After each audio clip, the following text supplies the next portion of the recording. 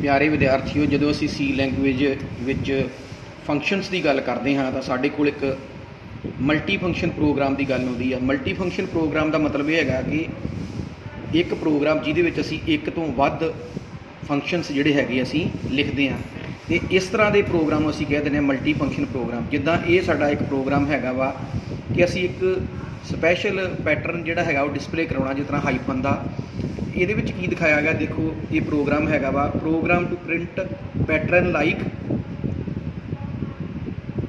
Welcome, ठीक है।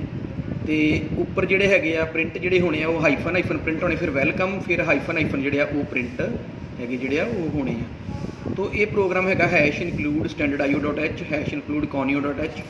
अगे असी एक फंक्शन लिखिया डिस्पले, डिस्पले दे विच असीं लिखिया इंटीजर आई, असीं फॉर लूप लाई for I is equal to 0, I less than 20, I plus plus printf, then hyphen within quotes, then printf backward slash N.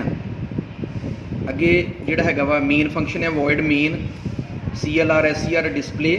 इत्थों जिहड़ा हैगा असीं डिस्पले फंक्शन नूं call कर रहे हैं। जदों ही कंट्रोल डिस्पले ते आएगा ये जिहड़ा हैगा कंट्रोल सीधा जिहड़ा हैगा उपर डिस्पले ते फंक्शन दे विच जाएगा और फॉर लूप चलेगी और प्रिंट एफ जिहड़ा हैगा वा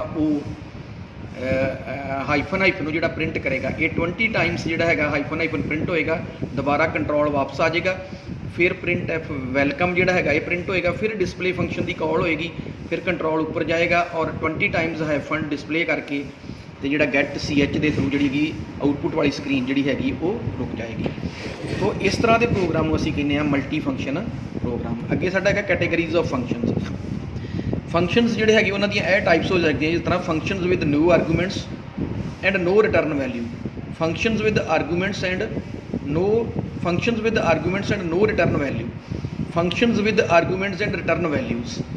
तो ये जिहड़ियां हैगियां फंक्शनस दी टाइप होंदियां सी, हुण इन्हां नूं 1 बाय 1 देखते हैं कि ये टाइप जिहड़ी हैगी किद्दां होंदियां। देखो पहला हैगा वा functions with no arguments no return value. ये की है साढ़े को प्रोग्राम है असी प्रोग्राम टू प्रिंट, इदा असी हाइफन हाइफन दियाँ लाइनस प्रिंट करनिया 2, फिर वैलकम, फिर असी हाइफन दियाँ लाइनस प्रिंट करनिया वा इस प्रोग्राम के थ्रू। तो असी की लिखा वा hash include standard IO dot H void display. ये असी मेन तो उपर जिहड़ा हैगा वॉइड डिस्पले जिहड़ा हैगा वा ये डिकलेयर किया वा, इसदा मतलब ये कि हैगा फंक्शन प्रोटोटाइप आ। अगे असी वॉइड मेन डिस्पले ते डिस्पले दो थाई असी जिहड़ा हैगा वा डिस्पले फंक्शन नूं जिहड़ा कॉल कर रहे हैं। जो पहली असी डिस्पले कॉल की सीधा जिहड़ा हैगा जिहड़ा कंट्रोल है जंप करके वॉइड डिस्पले ते आया। देखो ये हुण ये जिहड़ा हैगा वा जिथों असी फंक्शन डिस्पले नूं कॉल कर रहे हैं उत्थे भी कोई आर्गूमेंट नहीं हैगी, तो जिथे फंक्शन की बॉडी लिखी हुई है उत्थे भी डिस्पले दे विच कोई आर्गूमेंट नहीं हैगी। तो इसदा मतलब है ये कि हो गया फंक्शन विद नो आर्गूमेंट्स, तो ये फंक्शन जो है कोई वैल्यू भी रिटर्न नहीं कर रहा। तो असी इंटीजर आए फॉर लूप से आए, असी जिहड़ा हैगा 20 टाइम्स जिहड़ा हैगा वा हाइफन हाइफन प्रिंट किया तो कंट्रोल जिहड़ा हैगा वो वापस चल गया। फिर असी जदों मेन फंक्शन दे विच गए उत्थे जाके असी वैलकम प्रिंट किया, फिर डिस्पले नूं कॉल किया, फिर असी जिहड़ा 20 टाइम हाइफन जिहड़ा हैगा उहनूं डिस्पले कराया, तो फिर जिहड़ा हैगा वा अगे जिहड़ा कंट्रोल है बैक मेन फंक्शन नूं गया, फिर डिस्पले फंक्शन नूं कॉल किया, असी जिहड़ा हैगा हाइफन हाइफन 20 टाइम्स जिहड़ा हैगा प्रिंट किया, तो साडा जिहड़ा पैटर्न हैगा वा वो आउटपुट दा इस तरह डिस्पले हो जाएगा। हाइफन हाइफन वाली लाइन, फिर हाइफन हाइफन वाली लाइन, फिर वैलकम, फिर हाइफन हाइफन वाली लाइन, तो फिर हाइफन हाइफन वाली लाइन, और साडा प्रिंट जिहड़ा है वो साडा जिहड़ा है हो जाएगा। तो अगला जिहड़ा हैगा वो हैगा साडा functions with arguments but no return value. तो ये की हैगा कि असी आर्गूमेंट्स पास कर रहे हैं फंक्शन में, पर जिहड़ी हैगी आ फंक्शन कोई रिटर्न वैल्यू जिहड़ी हैगी रिटर्न नहीं कर रहा। जिद्दां यह देखा जाए साडे कोल प्रोग्राम हैगा वा, जिस प्रोग्राम दे विच असीं लिखिया वा ये प्रोग्राम हैगा write a program to calculate area of circle in function and pass radius as an argument. हाँ, असी एक फंक्शन लिखना वा जिन्हों असी रेडियस की वैल्यू पास करनी है और फंक्शन ने जिहड़ा हैगा वा सर्कल का एरिया कैलकुलेट करना। तो ये देखा जाए तो की हैगा वा वॉइड मेन, असी मेन फंक्शन जिहड़ा लिख लिया, ये तो उपर की हैगा वा असी पहला 2 डैक्लरेशन कीतियां, एक की असी प्री प्रोसैसर डायरेक्टिव लिखा वा hash include standard IO dot H void area 1 of int. Area 1 ये जिहड़ा हैगा प्रोटोटाइप फंक्शन हैगा वा।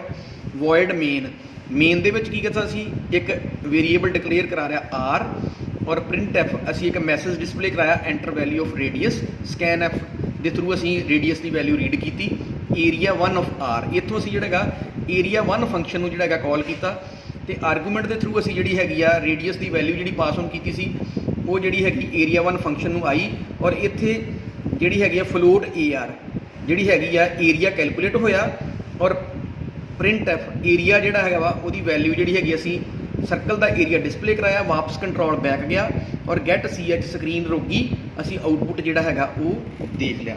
ਤਾਂ ਇਸ ਤਰੀਕੇ ਦੇ ਨਾਲ ਇਹ ਜਿਹੜਾ ਹੈਗਾ ਫੰਕਸ਼ਨ ਕੰਮ ਕਰੇਗਾ। ਤਾਂ ਇਹਦੇ ਵਿੱਚ ਹੁਣ ਜੇ ਦੇਖਿਆ ਜਾਵੇ ਤਾਂ ਜਿੱਥੋਂ ਅਸੀਂ ਏਰੀਆ 1 ਨੂੰ ਕਾਲ ਕਰ ਰਹੇ ਹਾਂ ਉੱਥੇ ਜਿਹੜੀ ਅਸੀਂ ਆਰਗੂਮੈਂਟ ਪਾਸ ਕੀਤੀ ਆ ਉਹ ਹੈਗੇ ਆ ਐਕਚੁਅਲ ਪੈਰਾਮੀਟਰ ਆ, ਤੇ ਜਿਹੜਾ ਫੰਕਸ਼ਨ ਡੈਫੀਨੇਸ਼ਨ ਦੇ ਵਿੱਚ ਜਿਹੜਾ ਅਸੀਂ R1 ਦਿਖਾਇਆ ਵਾ ਏਰੀਆ 1 ਦੇ ਵਿੱਚ ਉਹ ਹੈਗੀ ਆ ਇਹ ਫਾਰਮਲ ਪੈਰਾਮੀਟਰ। ਤਾਂ ਇਸ ਤਰ੍ਹਾਂ ਅਸੀਂ ਐਕਚੁਅਲ ਤੇ ਫਾਰਮਲ ਪੈਰਾਮੀਟਰ ਦੀ ਸਹਾਇਤਾ ਦੇ ਨਾਲ ਅਸੀਂ ਜਿਹੜੀਆਂ ਹੈਗੀਆਂ ਫੰਕਸ਼ਨ ਨੂੰ ਵੈਲਿਊਜ਼ ਪਾਸ ਕਰਵਾ ਕੇ ਰਿਜ਼ਲਟ ਜਿਹੜੇ ਹੈਗੇ ਆ ਉਹ ਪ੍ਰਾਪਤ ਕਰ ਸਕਦੇ ਹਾਂ। ਤਾਂ ਅਗਲੀ ਜਿਹੜੀ ਐਗਜ਼ਾਮਪਲ ਹੈਗੀ ਆ ਉਹ ਸਾਡੇ ਕੋਲ ਹੈਗੀ ਆ functions with arguments and return value. ਤਾਂ ਇਹਦੇ ਵਿੱਚ ਕੀ ਹੈਗਾ, ਜਿਹੜਾ ਅਸੀਂ ਪ੍ਰੋਗਰਾਮ ਲੈਣਾ ਵਾ ਇਹਦੇ ਵਿੱਚ ਜਿਹੜਾ ਅਸੀਂ ਫੰਕਸ਼ਨ ਲਿਖਣਾ ਵਾ ਉਹਨੇ ਕੀ ਕਰਨਾ ਵਾ, ਉਹਨੂੰ ਅਸੀਂ ਆਰਗੂਮੈਂਟਸ ਵੀ ਪਾਸ ਕਰਨੀਆਂ ਵਾ ਔਰ ਉਹਨੇ ਵੈਲਿਊ ਵੀ ਜਿਹੜੀ ਹੈਗੀ ਰਿਟਰਨ ਕਰਨੀ ਆ। ਤਾਂ ਇਹ ਜਿਹੜਾ ਪ੍ਰੋਗਰਾਮ ਹੈਗਾ ਦੇਖੋ, ਇਹ ਪ੍ਰੋਗਰਾਮ ਦੇ ਵਿੱਚ ਕੀ program to find factorial of a number, ਇੱਕ ਨੰਬਰ ਦਾ ਅਸੀਂ ਫੈਕਟੋਰੀਅਲ ਜਿਹੜਾ ਹੈਗਾ ਉਹ ਕੈਲਕੂਲੇਟ ਕਰਨਾ ਵਾ।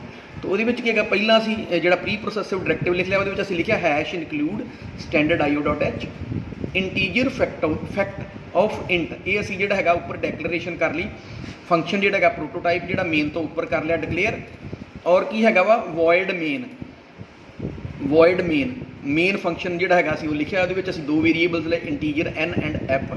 ਅੱਗੇ ਅਸੀਂ ਜਿਹੜਾ ਹੈਗਾ ਇੱਕ ਮੈਸੇਜ ਡਿਸਪਲੇ ਕਰਾਇਆ ਪ੍ਰਿੰਟ ਐਫ ਦੇ ਥਰੂ ਐਂਟਰ ਵੈਲਿਊ। ਅੱਗੇ ਅਸੀਂ n ਦੀ ਵੈਲਿਊ ਰੀਡ ਕੀਤੀ ਸਕੈਨ ਐਫ ਫੰਕਸ਼ਨ ਦੇ ਥਰੂ। ਅੱਗੇ ਅਸੀਂ factorial of n f is equal to fact of n, ਇੱਥੇ ਕੀ ਅਸੀਂ ਫੈਕਟ ਜਿਹੜਾ ਹੈਗਾ ਇੱਕ ਫੰਕਸ਼ਨ ਹੈ ਉਹਨੂੰ ਅਸੀਂ ਕਾਲ ਕਰ ਰਹੇ ਹਾਂ ਔਰ ਐਕਚੁਅਲ ਪੈਰਾਮੀਟਰ ਜਿਹੜਾ ਹੈਗਾ n ਦੇ ਥਰੂ ਵੈਲਿਊ ਪਾਸ ਕਰ ਰਹੇ ਹਾਂ। ਤਾਂ ਅਸੀਂ ਫੈਕਟ ਤੇ ਜੰਪ ਕੀਤਾ, ਫੈਕਟ ਦੇ ਉੱਤੇ ਆਏ ਇੰਟ m ਕੀ ਹੈਗਾ ਦੈਟ ਇਜ਼ ਫਾਰਮਲ ਪੈਰਾਮੀਟਰ। ਹੁਣ ਜਿਹੜੀ m ਦੇ ਥਰੂ ਵੈਲਿਊ ਆਈ, ਅੱਗੇ ਜਿਹੜੀ ਹੈਗੀ ਫੋਰ ਲੂਪ ਚੱਲੀ ਤੇ i ਦੀ ਜਿਹੜੀ ਹੈਗੀ ਵੈਲਿਊ ਕੈਲਕੂਲੇਟ ਹੋ ਗਈ। ਇਹ i ਜਿਹੜੀ ਹੈਗੀ ਇੰਟੀਜਰ ਆ, ਇਸ ਕਰਕੇ ਅਸੀਂ ਰਿਟਰਨ ਜਿਹੜੀ ਅਸੀਂ ਵੈਲਿਊ ਰਿਟਰਨ ਕਰ ਰਹੇ ਹਾਂ ਉਹ ਵੀ ਇੰਟੀਜਰ ਸਾਡੀ ਜਿਹੜੀ ਹੈਗੀ ਆ ਫੈਕਟ ਆਫ n ਨੂੰ ਮਿਲ ਗਈ। ਉੱਥੇ ਜਾ ਕੇ ਇਹ ਜਿਹੜੀ ਹੈਗੀ ਆ f ਨੂੰ ਇਨੀਸ਼ੀਅਲਾਈਜ਼ ਹੋ ਗਈ ਤੇ f ਤੋਂ ਅਸੀਂ ਫੈਕਟੋਰੀਅਲ ਦੀ ਵੈਲਿਊ ਜਿਹੜੀ ਹੈਗੀ ਉਹ ਡਿਸਪਲੇ ਕਰਾ ਲਈ ਪ੍ਰਿੰਟ ਐਫ ਫੰਕਸ਼ਨ ਦੇ ਥਰੂ, ਔਰ ਗੈਟ CH ਦੇ ਨਾਲ ਜਿਹੜਾ ਹੈਗਾ ਵਾ ਉਹ ਸਕਰੀਨ ਜਿਹੜੀ ਹੈਗੀ ਸਾਡੀ ਰੋਕੀ ਤੇ ਅਸੀਂ ਆਊਟਪੁੱਟ ਜਿਹੜਾ ਹੈਗਾ ਉਹ ਦੇਖ ਲਿਆ।